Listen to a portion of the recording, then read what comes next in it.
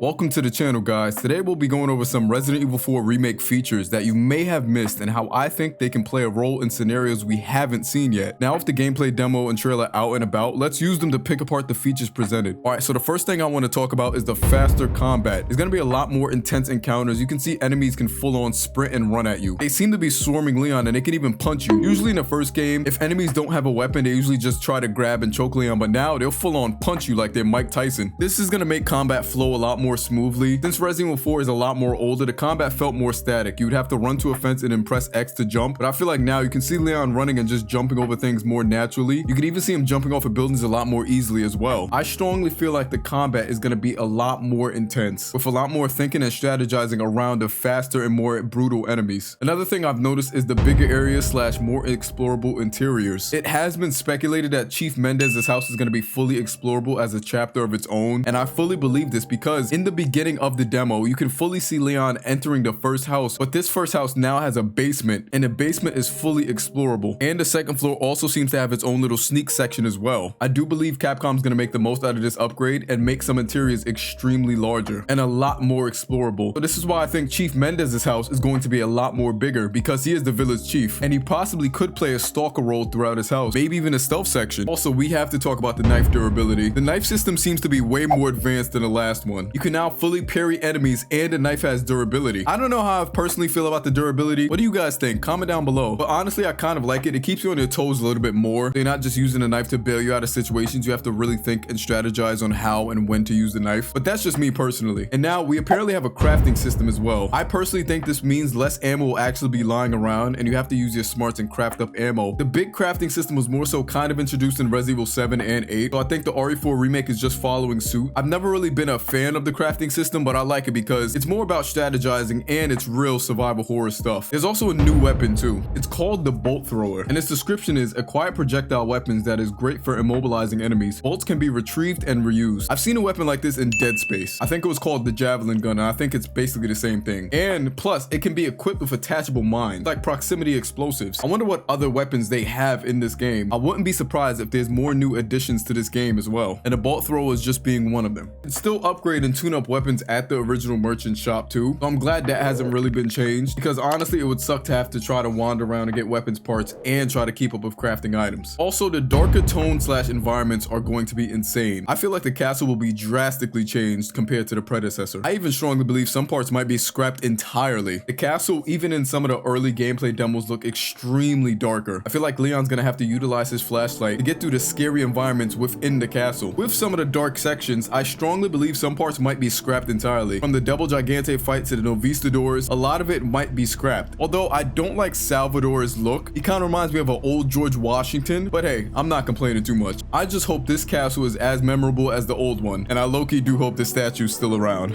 Though we haven't really seen much of the cultists, from this screenshot you can see the bulbous parasites sticking out of them. I think the cultists might be a little bit stronger than the villagers, and from the original game having enemies like the Garrador, I think it's gonna make for an interesting encounter. A lot of people are worried that Leon will be more serious and less quippy in this game, but this clip tells me all I need to know about Leon's quips.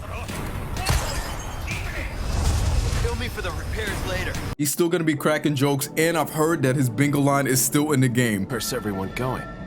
Bingo? That's a W, fellas. And now here's my theory about this. I feel like the stealth system and the knife parry system is gonna come into play when we're fighting Krauser. That's right, I still think Krauser's in this game and not scrap. Imagine sneaking around Krauser and trying to parry his knife attacks. I honestly think that's how the boss fight's gonna go. It's gonna be an amazing fight where you have to use your quick thinking and knife skills to actually defeat Krauser instead of just your weapons. And with how smooth the combat runs, I think it's gonna be a more in-depth encounter between Leon and Krauser. Do you guys think Krauser's still gonna be in this game? And if so, how do you want the boss fight to play out? That's all I got today, fellas. I hope you enjoyed. Hit that subscribe button if you want more RE4 news, and check me out. Become a member today and join the Loser Gang to never miss some more news and get exclusive perks too. Alright, fellas, see you guys later. Hey, if you wanted to see this video earlier, the VOD of the actual challenge, seeing the process of me editing it, including some of the art I put into the videos, then become a YouTube member today. It ranges from $1 to $10 a month, and each tier gives you cool perks the more you pay. And to make it better, I pledge to give half of my earnings from members to charity. Alright, losers, have a good one.